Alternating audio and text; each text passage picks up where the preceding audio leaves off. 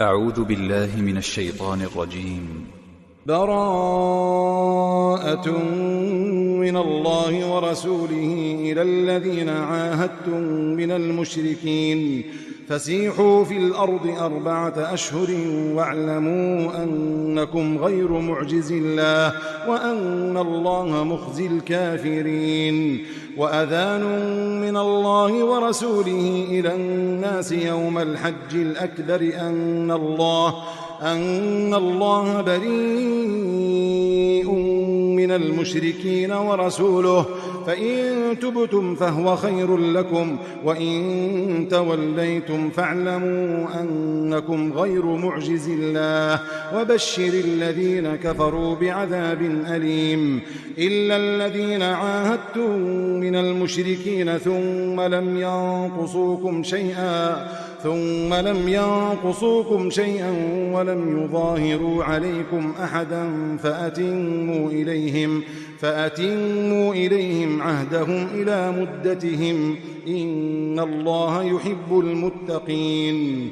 فإذا انسلخ الأشهر الحرم فاقتلوا المشركين حيث وجدتموهم وخذوهم واحصروهم واقعدوا لهم كل مرصد فإن تابوا وأقاموا الصلاة وآتوا الزكاة فخلوا سبيلهم إن الله غفور رحيم. وإن أحد من المشركين استجارك فأجره حتى يسمع كلام الله ثم أبلغه مأمنه ذلك بأنهم قوم لا يعلمون. كيف يكون للمشركين عهد عند الله وعند رسوله إلا الذين عاهدتم عند المسجد الحرام فما استقاموا لكم فاستقيموا لهم إن الله يحب المتقين. كيف وإن يظهروا عليكم لا يرقبوا فيكم إلا ولا ذمة يرضونكم بأفواههم وتأبى قلوبهم وأكثرهم فاسقون. اشتروا بآيات الله ثمنا قليلا فصدوا عن سبيله إنهم ساء ما كانوا يعملون. لا يرقبون في مؤمن إلا ولا ذمة وأولئك هم المعتدون. فإن تابوا وأقاموا الصلاة وآتوا الزكاة فإخوانكم في الدين ونفصل الآيات لقوم يعلمون. وإن نكثوا أيمانهم من بعد عهدهم وطعنوا في دينكم فقاتلوا أئمة الكفر إنهم لا أيمان لهم لعلهم ينتهون.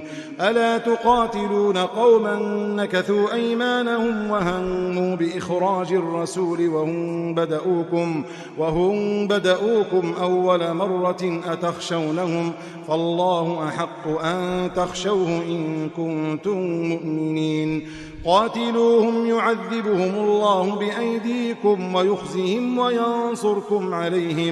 وينصركم عليهم ويشفي صدور قوم مؤمنين ويذهب غيظ قلوبهم ويتوب الله على من يشاء والله عليم حكيم.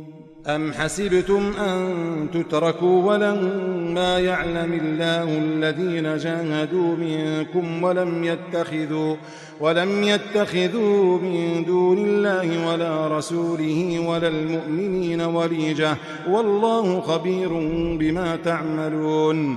ما كان للمشركين أن يعمروا مساجد الله شاهدين على أنفسهم بالكفر أولئك حبطت أعمالهم وفي النار هم خالدون.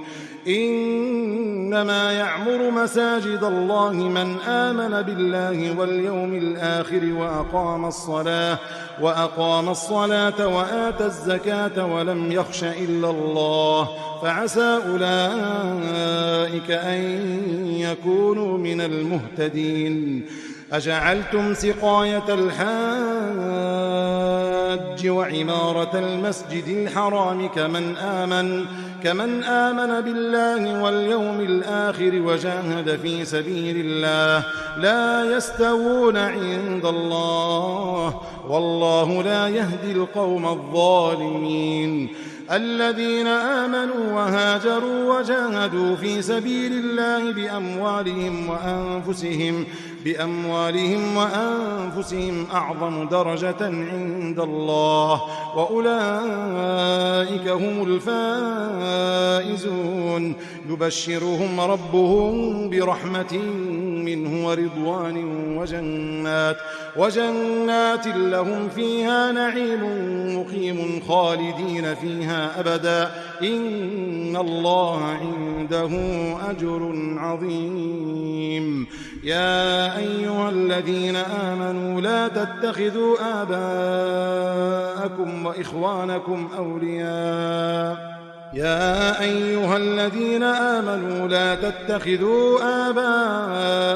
وإخوانكم أولياء إن استحبوا الكفر على الإيمان ومن يتولهم منكم فأولئك هم الظالمون.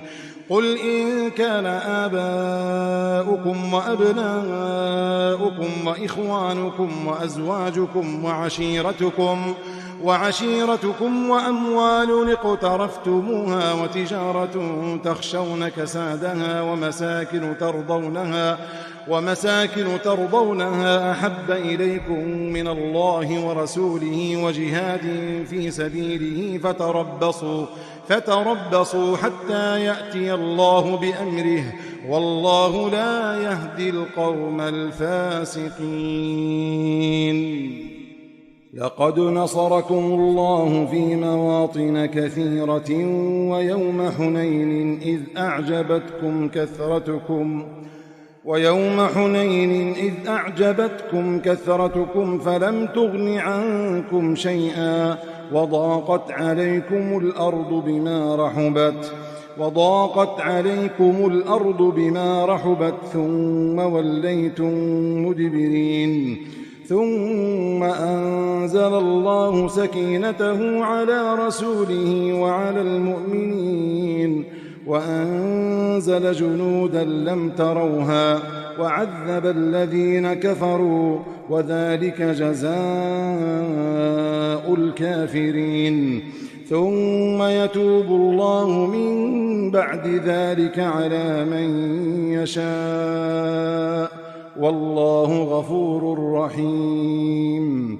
يا أيها الذين آمنوا إنما المشركون نجس فلا يقربوا المسجد الحرام بعد عامهم هذا وإن خفتم عيلة فسوف يغنيكم الله من فضله إن شاء إن الله عليم حكيم.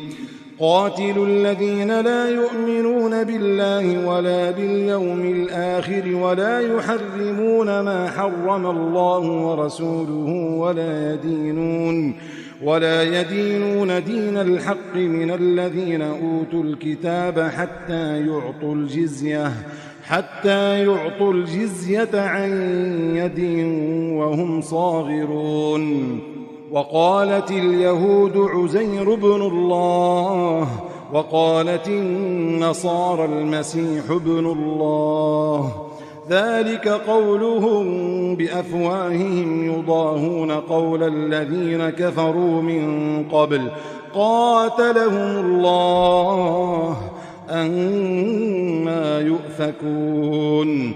اتخذوا أحبارهم ورهبانهم أربابا من دون الله والمسيح ابن مريم وما أمروا إلا ليعبدوا إلها واحدا لا إله إلا هو سبحانه عما يشركون.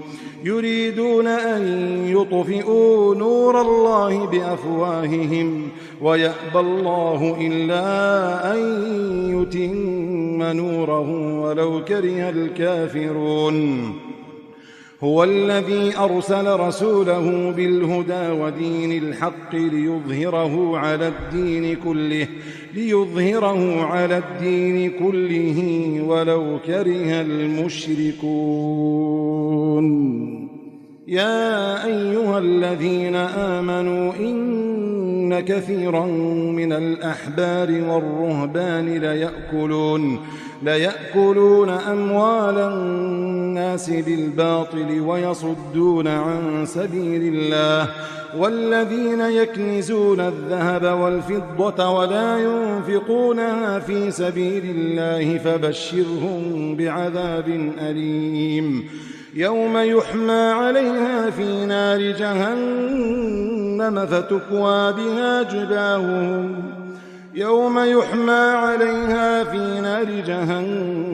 فتكوى بها جباههم وجنوبهم وظهورهم هذا ما كنزتم لأنفسكم فذوقوا ما كنتم تكنزون. إن عدة الشهور عند الله 12 شهرا في كتاب الله يوم خلق السماوات والأرض منها 4 حرم ذلك الدين القيم فلا تظلموا فيهن أنفسكم وقاتلوا المشركين كافة كما يقاتلونكم كافة واعلموا أن الله مع المتقين. إنما النسيء زيادة في الكفر يضل به الذين كفروا يحلونه عاما ويحرمونه عاما ليواطئوا عدة ما حرم الله فيحلوا ما حرم الله زين لهم سوء أعمالهم والله لا يهدي القوم الكافرين. يا أيها الذين آمنوا ما لكم إذا قيل لكم انفروا في سبيل الله اثاقلتم إلى الأرض أرضيتم بالحياة الدنيا من الآخرة فما متاع الحياة الدنيا في الآخرة إلا قليل. إلا تنفروا يعذبكم عذابا أليما ويستبدل قوما غيركم ولا تضروه شيئا والله على كل شيء قدير.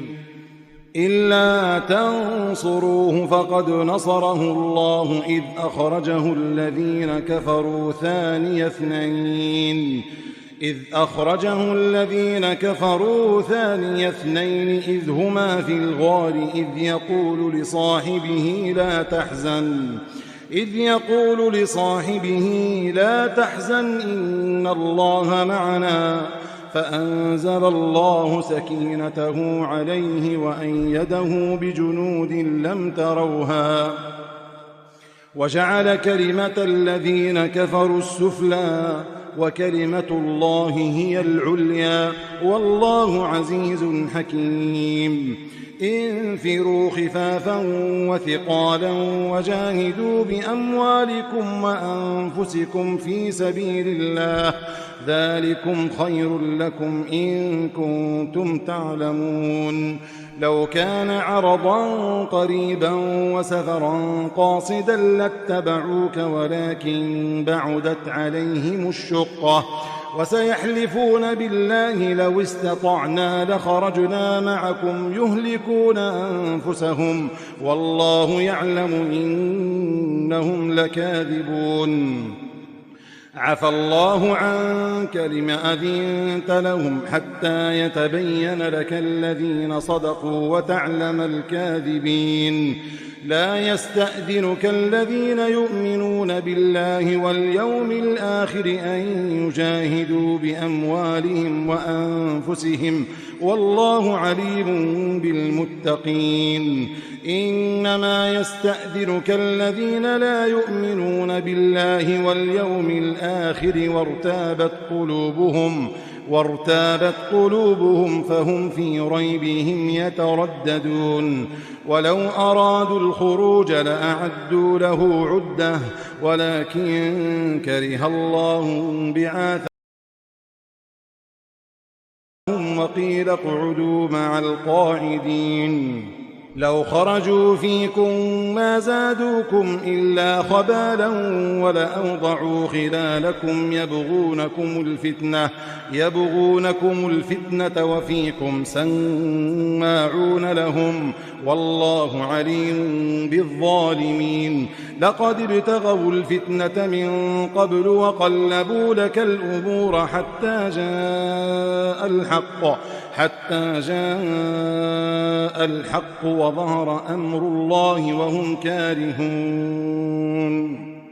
وظهر أمر الله وهم كارهون ومنهم من يقول ائذن لي ولا تفتني ألا في الفتنة سقطوا وإن جهنم لمحيطة بالكافرين إن تصبك حسنة تسؤهم وإن تصبك مصيبة يقولوا قد أخذنا أمرنا من قبل ويتولوا وهم فرحون قل لن يصيبنا إلا ما كتب الله لنا هو مولانا وعلى الله فليتوكل المؤمنون قل هل تربصون بنا إلا إحدى الحسنيين ونحن نتربص بكم أن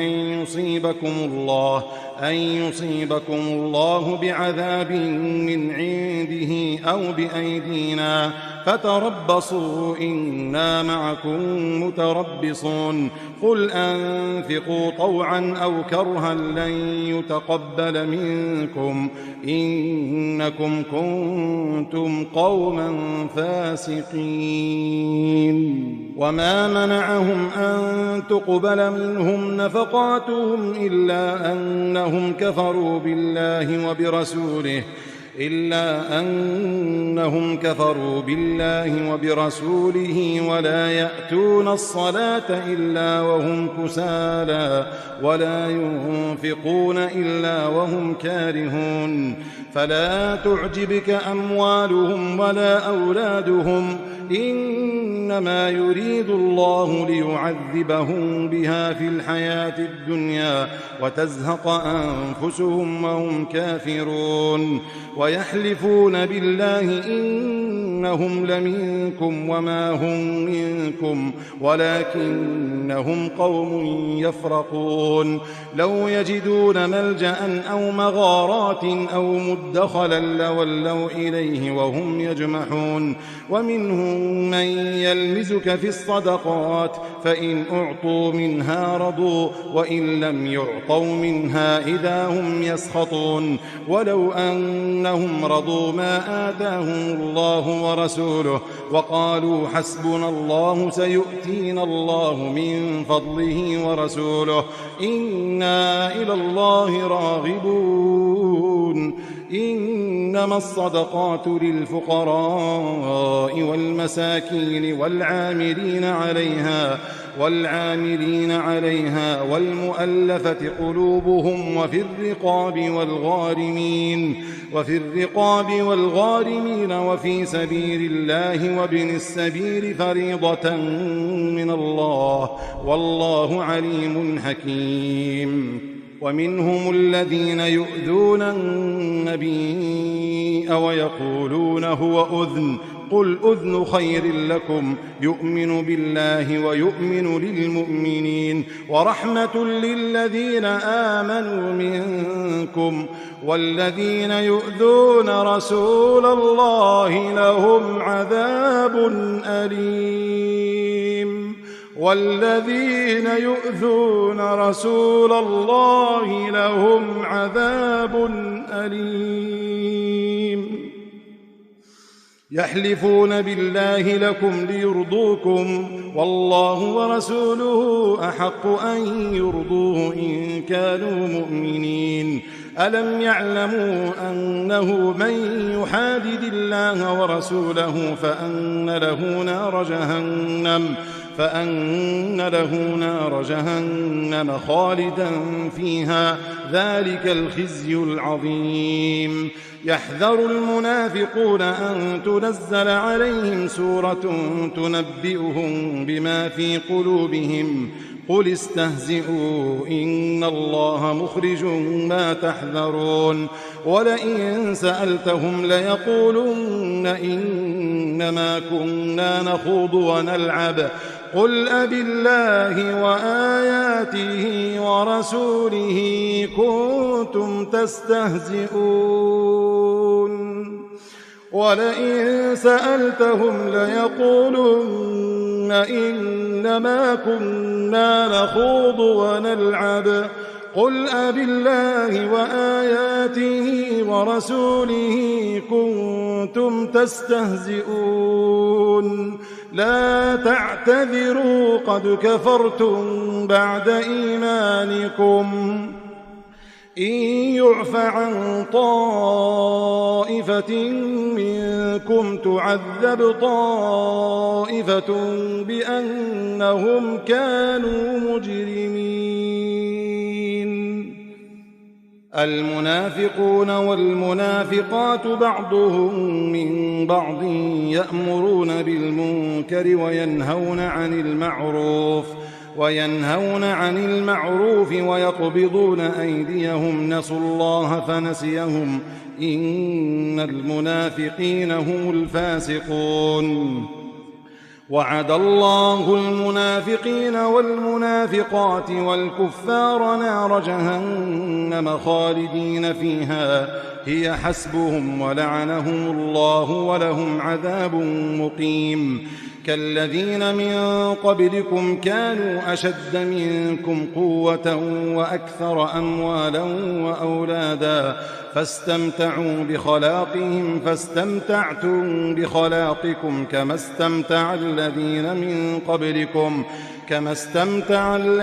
من قبلكم بخلاقهم وخضتم كالذي خاضوا، أولئك حبطت أعمالهم في الدنيا والآخرة وأولئك هم الخاسرون. ألم يأتهم نبأ الذين من قبلهم قوم نوح وعاد وثمود وقوم إبراهيم وأصحاب مدين والمؤتفكات، أتتهم رسلهم بالبينات، فما كان الله ليظلمهم ولكن كانوا أنفسهم يظلمون. والمؤمنون والمؤمنات بعضهم أولياء بعض، يأمرون بالمعروف وينهون عن المنكر ويقيمون الصلاة ويؤتون الزكاة ويطيعون الله ورسوله، أولئك سيرحمهم الله، إن الله عزيز حكيم. وعد الله المؤمنين والمؤمنات جنات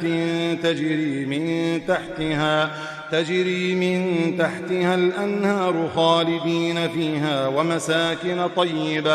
ومساكن طيبة في جنات عدن ورضوان من الله أكبر، ذلك هو الفوز العظيم. يا أيها النبي أجاهد الكفار والمنافقين واغلظ عليهم، ومأواهم جهنم وبئس المصير.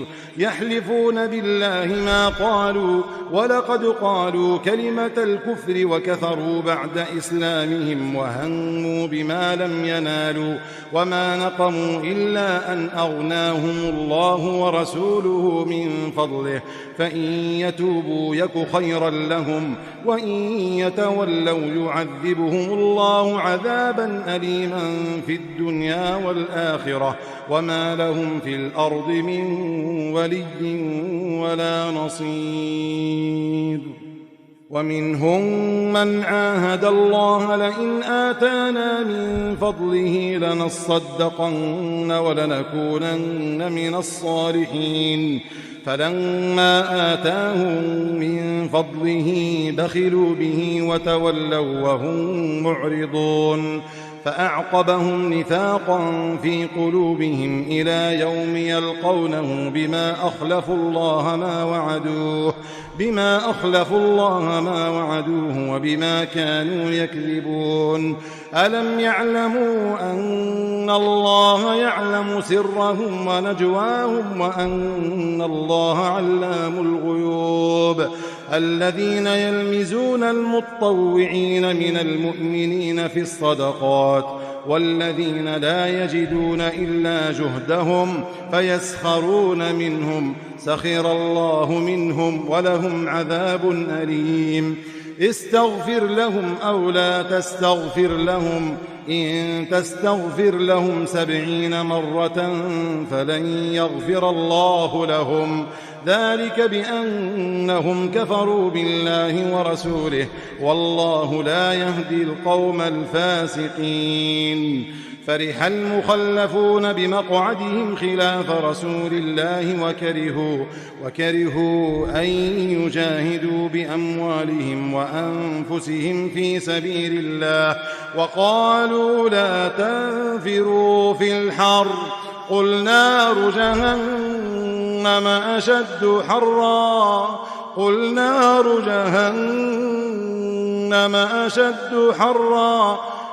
نار جهنم أشد حرا لو كانوا يفقهون فليضحكوا قليلا وليبكوا كثيرا جزاء بما كانوا يكسبون فإن رجعك الله إلى طائفة منهم فاستأذنوك للخروج فقل لن تخرجوا معي أبدا ولن تقاتلوا معي عدوا إنكم رضيتم بالقعود أول مرة فاقعدوا مع الخالفين ولا تصل على أحد منهم مات أبدا ولا تقم على قبره إنهم كفروا بالله ورسوله وماتوا وهم فاسقون ولا تعجبك أموالهم وأولادهم إنما يريد الله أن يعذبهم بها في الدنيا وتزهق أنفسهم وهم كافرون وإذا أنزلت سورة أن آمنوا بالله وجاهدوا مع رسوله استأذنك أولو الطول منهم وقالوا ذرنا نكن مع القاعدين أرضوا بأن يكونوا مع الخوالف وطبع على قلوبهم فهم لا يفقهون لكن الرسول والذين آمنوا معه جاهدوا بأموالهم وأنفسهم وأولئك لهم الخيرات وأولئك هم المفلحون أعد الله لهم جنات تجري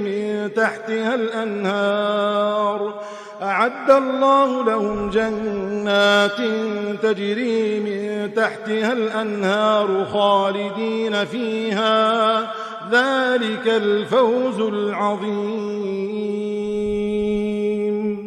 وجاء المعذرون من الأعراب ليؤذن لهم وقعد الذين كذبوا الله ورسوله سيصيب الذين كفروا منهم عذاب أليم ليس على الضعفاء ولا على المرضى ولا على الذين لا يجدون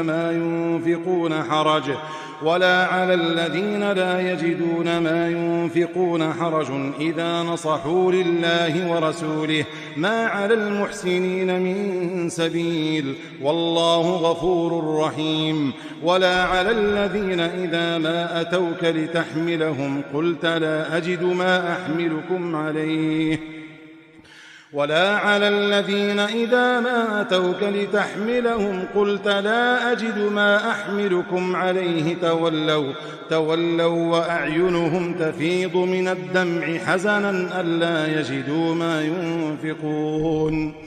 إنما السبيل على الذين يستأذنونك وهم أغنياء رضوا بأن يكونوا مع الخوالف وطبع الله على قلوبهم فهم لا يعلمون.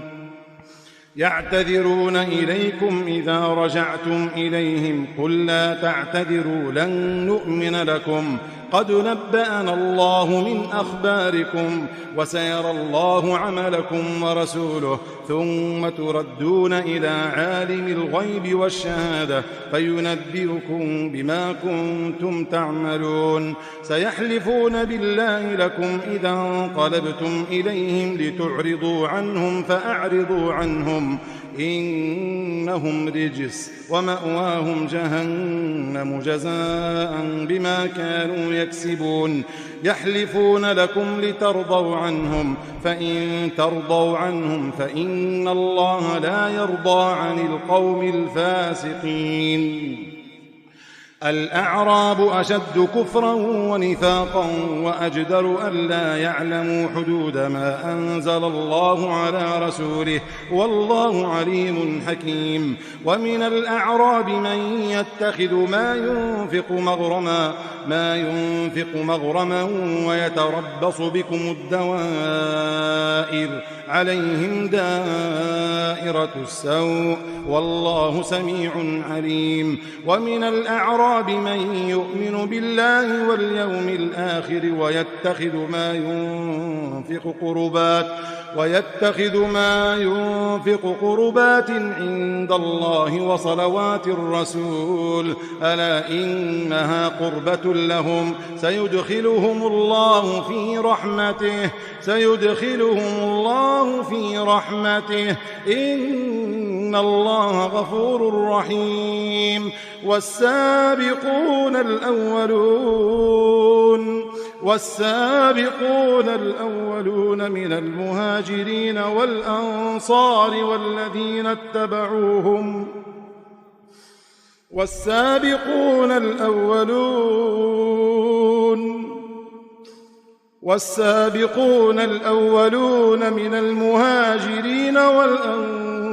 والذين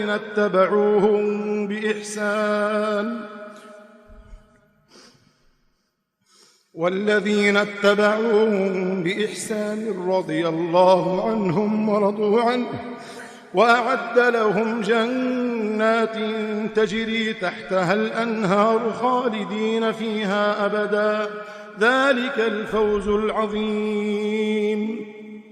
ومن حولكم من الأعراب منافقون ومن أهل المدينة مردوا على النفاق لا تعلمهم نحن نعلمهم سنعذبهم مرتين ثم يردون إلى عذاب عظيم. وآخرون اعترفوا بذنوبهم خلطوا عملا صالحا وآخر سيئا عسى الله أن يتوب عليهم إن الله غفور رحيم. خذ من أموالهم صدقة تطهرهم وتزكيهم بها وصل عليهم إن صلواتك سكن لهم والله سميع عليم. ألم يعلموا أن الله هو يقبل التوبة عن عباده ويأخذ الصدقات وأن الله هو التواب الرحيم. وقل اعملوا فسيرى الله عملكم ورسوله والمؤمنون وستردون إلى عالم الغيب والشهادة فينبئكم بما كنتم تعملون.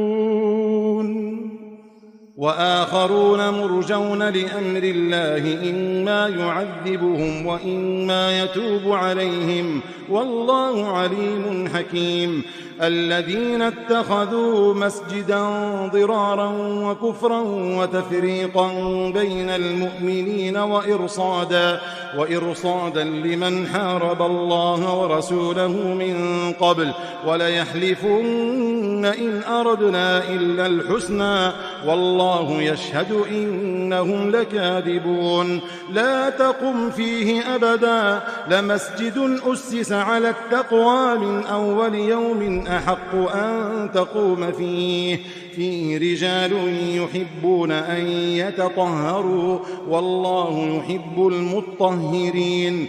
أفمن أسس بنيانه على تقوى من الله ورضوان خير أم من أسس بنيانه على شفا جرف هير فانهار به في نار جهنم والله لا يهدي القوم الظالمين.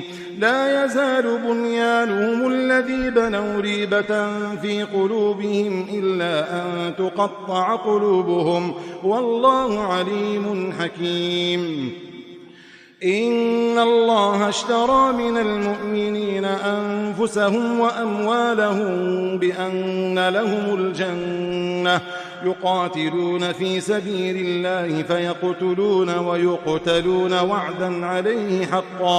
وعدا عليه حقا في التوراة والإنجيل والقرآن ومن أوفى بعهده من الله فاستبشروا ببيعكم الذي بايعتم به وذلك هو الفوز العظيم. التائبون العابدون الحامدون السائحون